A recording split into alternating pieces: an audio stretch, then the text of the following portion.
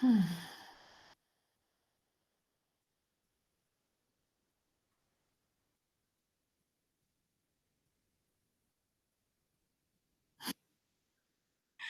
second graders. Um, I'm going to help you with one of your assignments again today. This is the yellow booklet, the Common Core Writing and Language booklet. And today an assignment is page, oh, is it page 10? I think it's page 10. Yeah, here it is. So I'm going to make that just a little larger for a second so you can see that. And we'll talk a little bit about it before I start marking it up. In the pencil sentence this week in our purple packet, we have been able to fix fragment sentences by adding words to them to make them complete. And we have learned that a complete sentence has to be a complete thought. And there's really two parts to the sentence that we should know about. And so I'm going to do a little marking on this page here to help us with that. Our directions in order to produce complete simple sentences. And just to point out, eventually you're going to learn about other types of sentences. This type that is just the regular sentence is called a simple sentence. The directions are to read each sentence beginning. That would be on this side. You can see the capital letters there all at the start. Form a complete sentence by drawing a line to the correct ending. So the endings are all over here. The endings, of course, have their end marks. So it's going to make sense that we're going to read from one side of the paper over to the other, but of course, they're not lined up. Now, what we'll want to learn about here is on this side of the paper, these beginnings are known as subjects. Subjects of sentences are, let me go back here if I can. I used a return and that brought me there. That'll help. A subject of the sentence is who or what a sentence is about. Okay.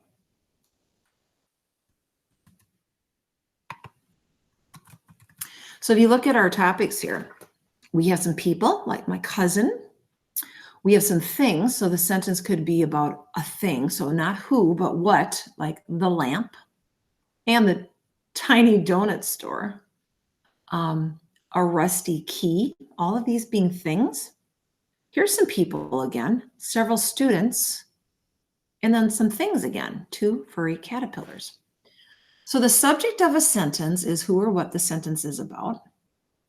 It can be one person. It can be more than one person. It can be one thing or more than one thing. Then the second part of the sentence is what we call the predicate. So I'm going to write that over here. The predicate tells something about the subject. It might tell what they did or do, but it's best just to say, well, lucky there. I could have deleted everything. I forgot my little mistake there. Tells something about the subject. Might say what the subject did. It might say what the subject does if it uses present tense, and it could just describe it.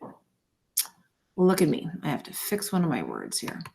Tell something about the subject. Let me get rid of that. In declarative sentences like we have here, we would put the subject first and the predicate last. That's almost always the way it's done in a simple sentence style. Okay. All right. So what we would do is we'd read the beginning and we'd find out where a good ending would be. So starting with my cousin glowed on the corner table. Now, it doesn't seem like that's what they're going for here, but as I glance down, aren't they talking about the lamp? The lamp is something that can glow.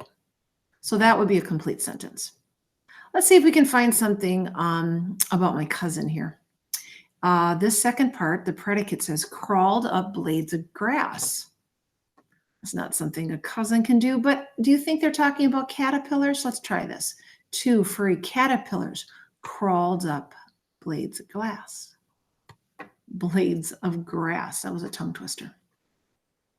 Well, let's see if we can find something for my cousin here. My cousin line up in the school cafeteria.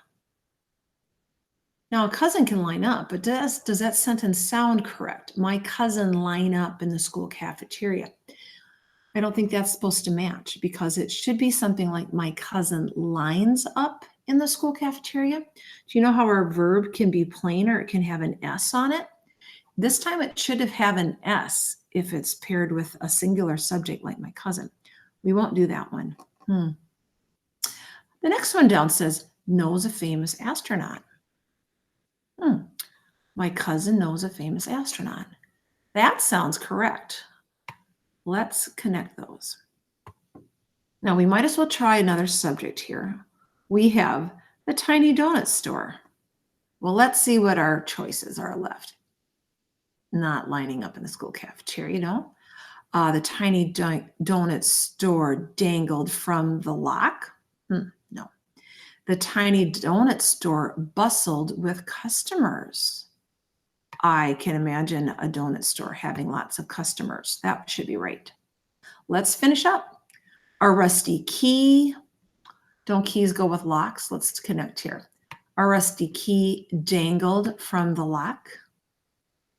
Several students is all that's left. And we have this one about the cafeteria. Let's read that. Several students line up in the school cafeteria. That seems to be correctly matched. Now your directions at the bottom is something you should do on your own. All you have to do is copy from above. Choose one of the sentences beginnings. Write a complete sentence in which these words are at the end.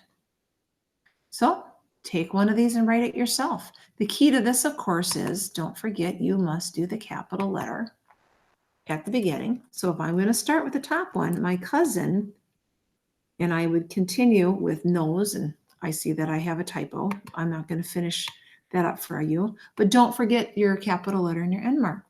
So it's kind of like you have to do a little practice on this in order for it to get to be an automatic thing for you. Practice makes perfect, right? So complete sentences are something that we should definitely use as we write and even practice while we're speaking, okay?